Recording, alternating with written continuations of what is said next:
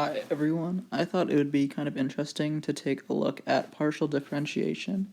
So in this video we're going to go over some of what partial differentiation is, and then we can do a couple of practice problems so it makes sense to you guys. So let's just begin.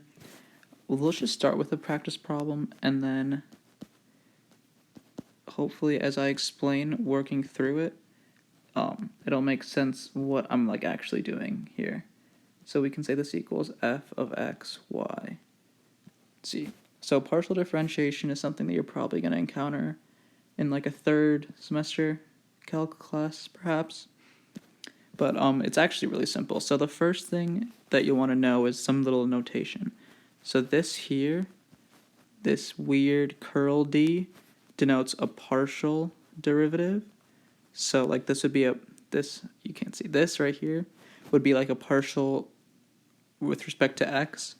This would be a partial with respect to y, and then it's pretty easy to see that, z, that would be a partial with respect to z. Okay, so that's just kind of how you might see it in a textbook or something. Let me just rewrite this here. And effectively all you do is you derive with respect to the variable down here, and you consider everything else to be constant. So what does that mean?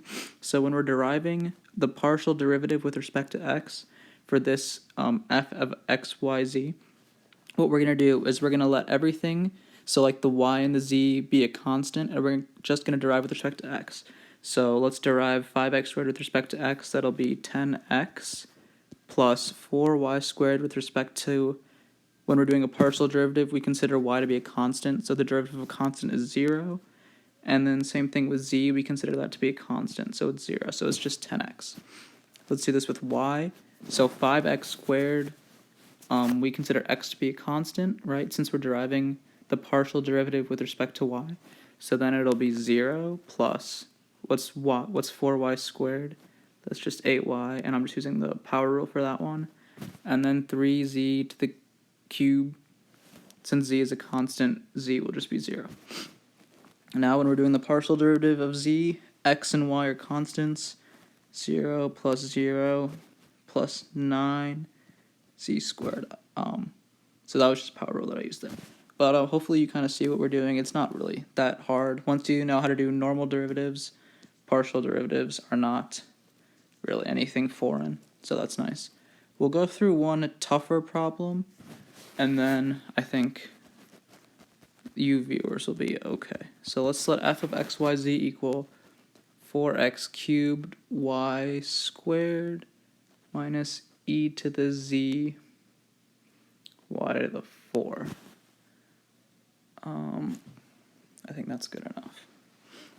So, d, let me actually write this a little bit smaller, because we're going to run out of space. So curly df, curly dx, df, dy, df, dc. Differentiating with respect to x. Remember, everything else that's not an x variable is constant.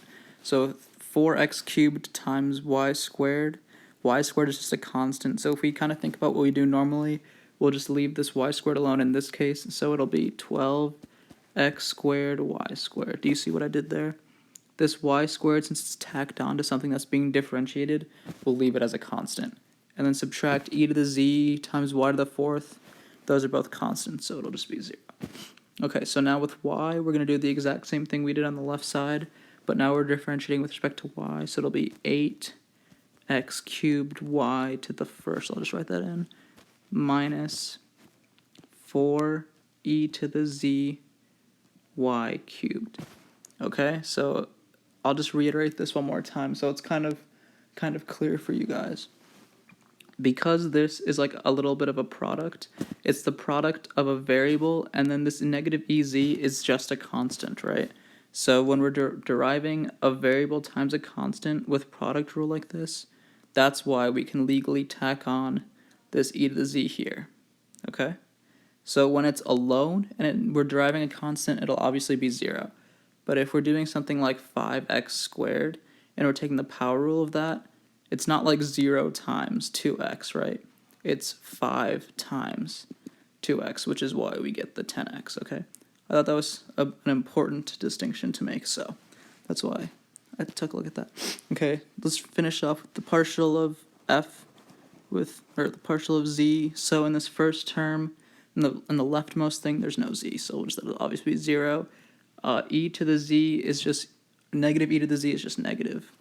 E to the z y fourth, since it's tacked onto this, since it's just a constant, we can tack it on like that for the reason I just described. So hopefully that makes sense. The only thing you really need to remember is that when you're deriving with respect to a variable here, all the other variables are constant. So if you're deriving with respect to y, every single other variable can be treated as a constant.